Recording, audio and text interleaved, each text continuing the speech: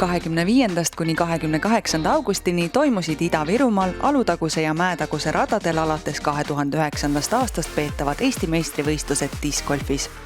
Osales 243 mängijat ning võisteldi 7 divisjonis. Tiitliheitluses said 3 päeval endast parim anda kõik, finaalringile pääsesid veidi enam kui pooled.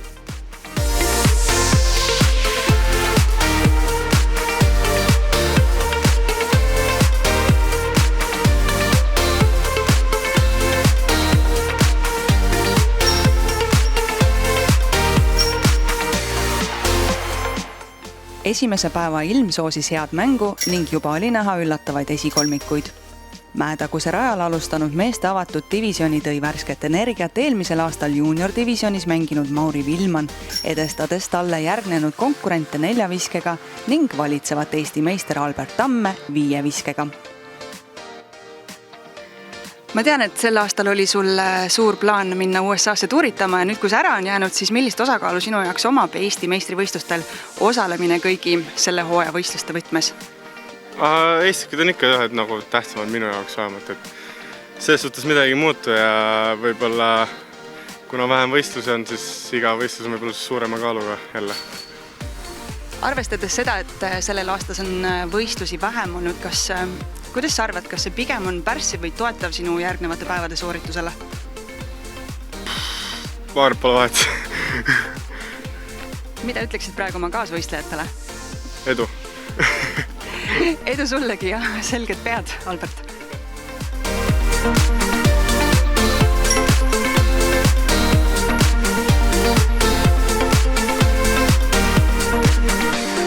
Alutagusel üllatas naistest Kristi Unt, jäädes liider Kristin Tattarist maha 3 viskega.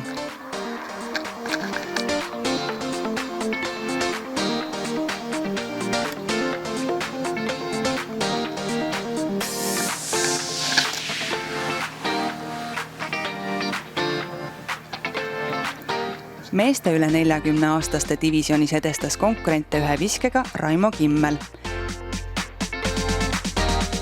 Kirjelda oma mängustrateegiat sellistel pikkadel mitmepäevastel võistlustel? Üldiselt suhteliselt lihtne. Kuna tegemist on 4-ringilise võistlusega, siis esimene ring minu gameplaan näeb ette, et ma väga ei riski. Ehk et lähen mängin sellist rahulikku stiili. Teiseks ringiks vaatan oma esimese ringi positsiooni ja siis vastavalt sellele, aga tegelikult ikkagi jällegi puhtalt mänguplaani järgi üritan ka teise ringi ära mängida ja 3. ring juba hakkab siis sõltuma oma positsioonist, et kas on vaja rünnata või siis hoida ja nii ta läheb. Sul on siis iga raja kohta täiesti gameplan olemas, ehk siis millise diskiga, millisel korvil viskad? Absoluutselt, ma arvan, et see peaks olema igal discgolfaril läbi mõeldud terve rada, et millisel rajal, mis ketast ma tahan visata, pean viskama ja sellest peab ka kinni pidama, et siis peaks tulema ka paremaid õnnestumisi. Kas sa tunned, et keegi ohustab ka sind tegelikult? Päris kindlasti. Kuna see discgolf on mentaalne mäng päris paljuses olukordades, siis kõik võib juhtuda. Et võib omal minna natukene kehvemini ja teistel oluliselt paremini mäng õnnestuda ja siis hakkavad need nüansid, kuidas ma ütlen siis, rolli mängima. Samuti 1 viskega juhtis 50+ divisjoni Aivar Hunt ning 60+ divisjoni eelmise aasta võitja Jaanus Väljamäe.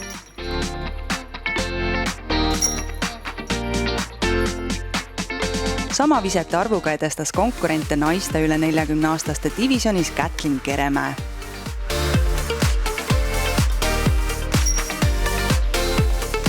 Junior divisjonis tegi võrdse tulemuse 2 viset alla parri valitsev meister Mattias Villota ning Martin Pugast. Mattias Villota viimasel korvil ei olnud kõige rõõmsam nägu, kuidas see ringiga rahule jäid? Ring oli päris hea, kuni 14. rajani. Mul oli skoor oli -10 ja siis võtsin 2 sihukest ebaõnnelikku topeltpougit, aga mis sa teed, elu. Mis juhtus täpsemalt siis? oligi, kas oli halb kettavalik jälle või siis ise natuke läksin fookusest välja. Aga 2 ringi on ees veel, nii et saab parandada neid asju. Eilse ringi järgselt olid sina koos Martin Pugastiga liidripositsioonil. Kuidas see tänast sooritust mõjutas?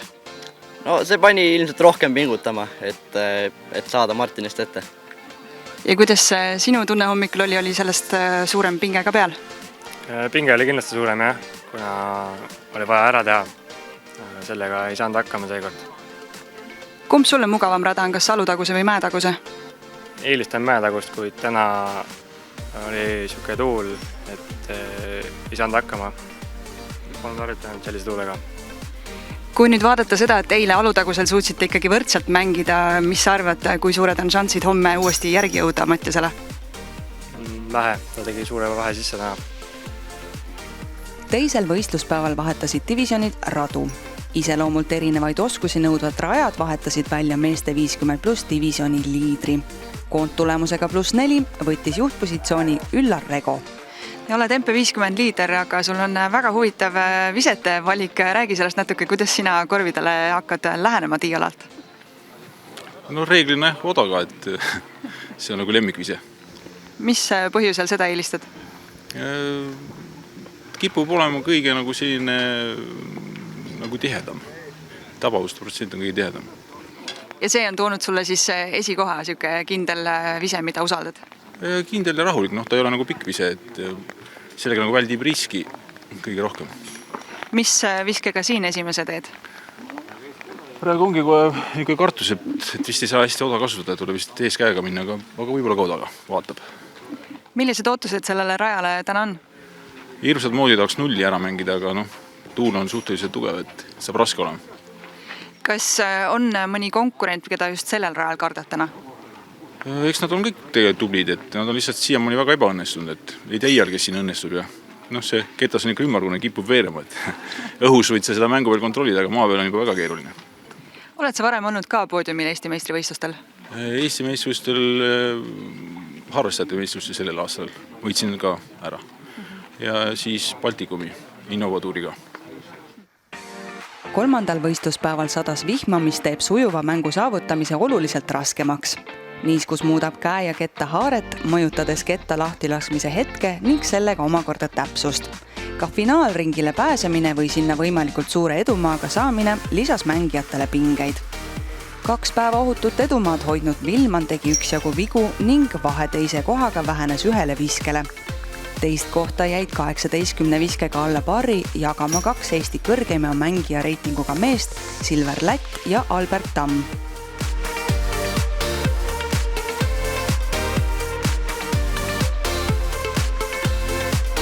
Naiste avatud divisionis juhtis ka 3. päeva lõpus Kristin Tatar tulemusega -8.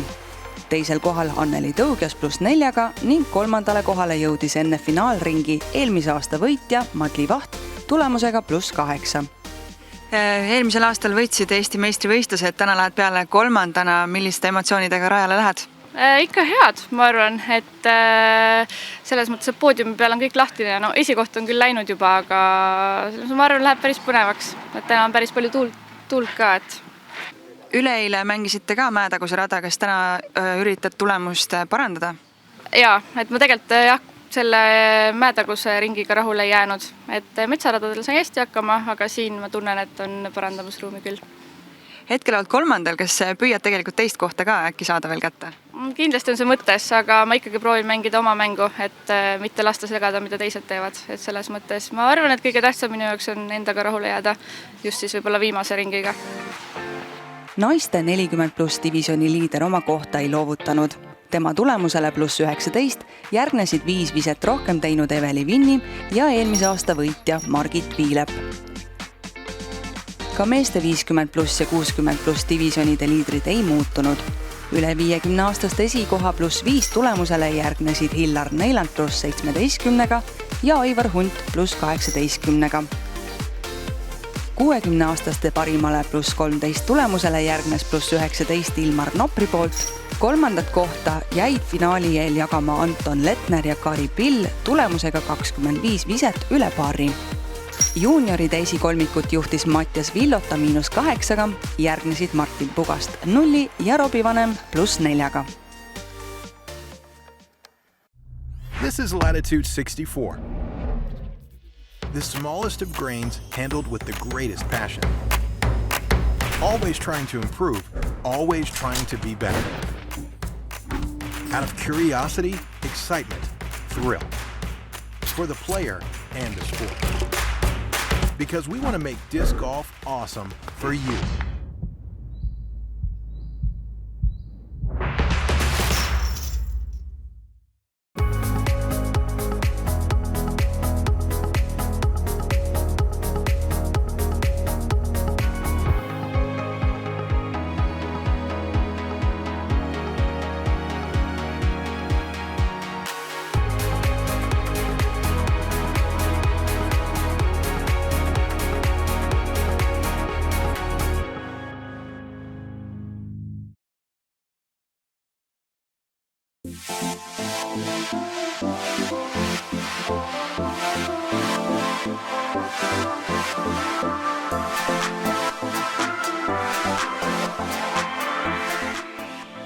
Finaalringiks koondusid võistlejad tuulisele Mäetaguse rajale.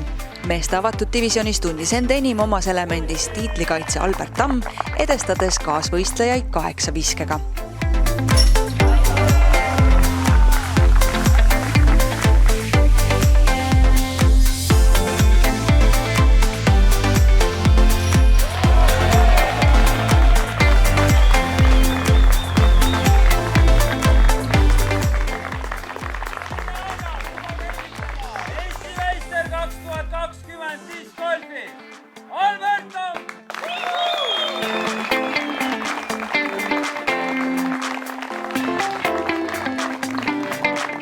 Kolm päeva liidripositsiooni hoidnud Vilmani vähesem võistluskogemus sundis teda medaliheitluses alla vanduma ning teisele kohale mängisid Viiki, Silver Lätt ja jälitajate grupis hoo üles võtnud Joosep Stomma.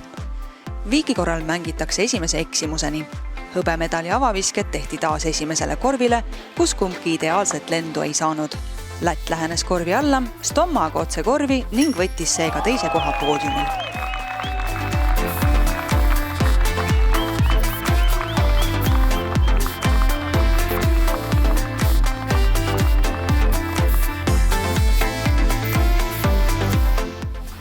Kolmas meistritiitel sulle, emotsioon nüüd ütleme esimese võidu ja kolmanda vahel, kuidas erineb või kuidas samamoodi on? Kui nüüd aus olla, siis esimese võitsin siin samal rajal selle siis 2018, kui ma ei eksi. Ja ütleme, et see võit võib-olla natuke rohkem emotsionaalsem, et väga huvitav aasta on ja sellised mäng võib-olla ei ole päris nii, nagu ma oleks tahtnud, aga seda enam on see nagu võit olulisem mu jaoks. Eelmisel aastal läksid finaalringile aukartust äratava edumaaga, mida põhimõtteliselt ei olnudki võimalik kätte saada. Sel aastal läksid jälitajana ehk siis 1 punktiga oli liidrist maas. Mis erineb sellel aastal siis eelmisest aastast? No, kui vaadata minu mängustatistikat, siis leiame kindlasti selle üles, miks see nii on. Või kus see võib-olla vahe sisse tuleb, aga ega see mõttes mängus midagi muuta, et tuleb oma asja teha ja nii on. Mis see kõige suurem valukoht oli sel korral? Putt, absoluutselt, et sain iga ringiga läks paremaks, aga see enesekindlust väga ei olnud, et siuke asi, mida jälle kõrva tahab on, et edaspidi võib-olla vältida. Kuidas hindad konkurentsi sel aastal? Tihe, et selles mõttes mulle see kuidas ma ütlen, et jalgeala on tõesti väga tuliseks, mis mulle tegelikult meeldib, sest siis ei olegi siukest lõdaks mineku momenti, et võib-olla eelmine aasta tuli see võit väga suur eduga ja siis see aasta võib-olla oli natukene, ma ei tea, kus mõtlen, võib-olla mitte nii, mineku valmis see olukord, et see oli hea võib-olla reality check ja ega teistele midagi muud kui pea püsti ja siit saab edasi minna. Ka naiste avatud divisionis jagus teise ja kolmanda koha heitluses pingeid viimase avaviskeni. Juba kolmandal korvil võitles tõugjas tuulega ning mitu ebaõnnestunud püüdlust ketas korvi saada vähendas vahet vahiga 4 viskelt 1.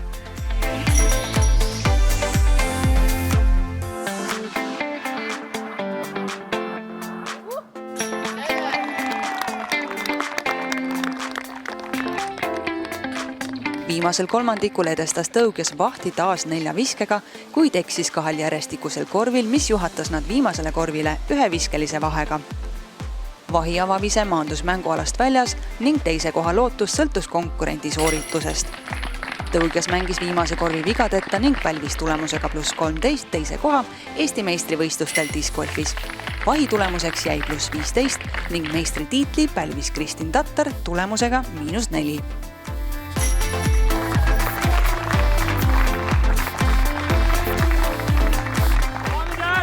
Eesti meister 2020 naiste avatud divisjonis Kristin Tatar. Kristin Tatar, palju õnne, Eesti meister discgolfis 2020, mitmes tiitel tuli? Aitäh kõigepealt ja peaks olema 5. tiitel. Kas tunne on samasugune nagu esimesel korral? Ütleme, et esimene kord oli võib-olla väga üllatuslik, sest see oli üks mu esimesi võistlusi üldse. Et nüüd juba võib-olla nagu tahaks nagu oodata ja loota seda, et see meistritiitel nagu tuleks. Aga eks ikka nagu siuke sabin oli sees, et tegelikult on väga hea tunne, et see 5. tiitel siis tuli. Eelmisel aastal võidutsesid USAs ka tugevasti, et kuidas erineb Eestis võistlemine sinu jaoks? Ma ei ütlekski, et ta niivõrd nagu erineb, et ma üritan vähemasti nii võtta, et iga võistlus on samasugune, et vahet ei ole, mis kategooria või mis nimega see võistlus on, et pigem nagu ma tekitan selle võistluse nagu enda sees ja nagu raja vastu, et ma arvan, et ma üritan suhtuda samamoodi igasse võistlusse. On sul viimasest 4 päevast ka mõni ilusaim või valusaim hetk või moment välja tuua? Midagi väga erilist, kusjuures ei olegi, ma ei tunnegi, et ma nagu midagi väga erilist oleks teinud, et võib-olla ütleme, et kuigi see viimane ring ei olnud täpselt selline, nagu ma soovisin, siis ütleme, et viimase raja avadrive ja see, et ma suutsin nagu ilusti nii-öelda lõpetada ikkagi selle võistluse, et see võib-olla pakkus kõige rohkem rahuldust. Naiste 40+ divisjonis näitas Viilep taset ning võitles viimasel kolmandikul end Keremäega viiki. Nõnda mindi lõpuni ja ka nemad said edasi mängida esimese eksimuseni. Lõppkokkuvõttes võttis Margit Viilep tulemusega 41 viset üle parri, teine koht läks Kätlin Keremäele ja kolmanda koha võttis poodiumil Eveli Vinni 48 viskega üle parri. Meeste 40+ divisjonis võitis ootuspäraselt Raimo Kimmel tulemusega +1. Järgnesid Eno Juul +5 ja Raigo Kolub +7.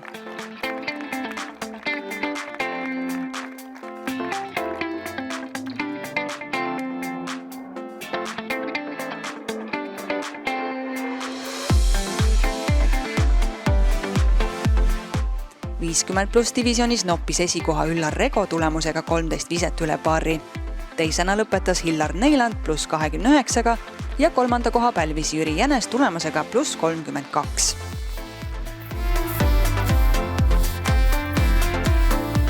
+60 divisjoni esikoht tulemusega +19 läks Jaanus Väljamäele. +32 tõi teise koha Ilmar Noprile ning kolmanda koha võitis +46 Kari Pill.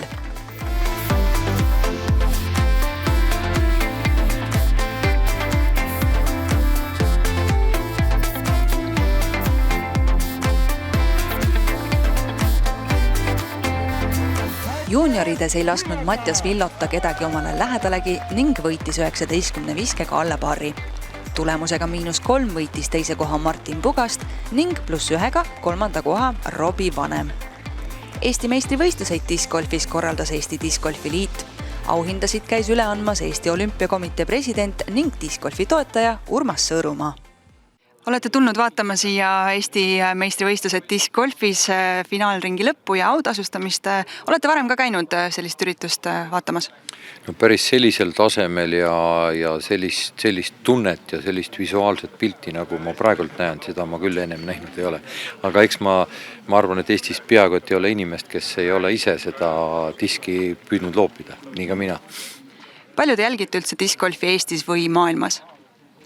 Maailmas mitte väga palju, aga kuna ma teie presidenti Rein Rottmeistrit tunnen juba pikemat aega, siis see kuidagi on minuni jõudnud ka võib-olla rohkem kui kui keskmisele Eesti inimesele ja see aktiivsus, mis discgolfi ümber tegelikult toimib, see on tegelikult sütitav natuke ja ikkagi see, mida ma siin näen, on ikkagi üllatus, kuigi ma ootasin head, aga see on veel parem. Discgolf on tõesti rahva seas hästi populaarne. Kuidas te hindate üldse selle potentsiaali tõusta hästi toetatud või sponsoreeritud spordialade hulka Eestis? Kui vaadata nüüd seda, mis meid kõiki tabanud on viimase poole aasta sees, siis tegelikult need alad, kes saavad vabas õhus liikuda ja mitte väga suurte gruppidega koos olla, siis ma arvan, nendel on tulevikku ja täna on selline päev, kus me tähistasime tegelikult Eestis esimese Eesti lipu all, vaba Eesti lipu all esimest olümpiakuldmedalit, kus Alfred Neuland võitis siis oma esimese kuldmedali ja kui vaadata siis tema nagu olemist, siis ta oli just see mees, kes praktiliselt napp aasta-poolteist peale vabadussõda, kus ta ise osales, ajas ennast vormi, ise läks kuidagiviisi, ütleme, peaaegu et laevaga läksid sinna Amsterdami kohale või Hollandisse kohale ja tuli sealt kuldmedaliga tagasi vastu kõigi nagu kiuse ja seda maailma olukorda.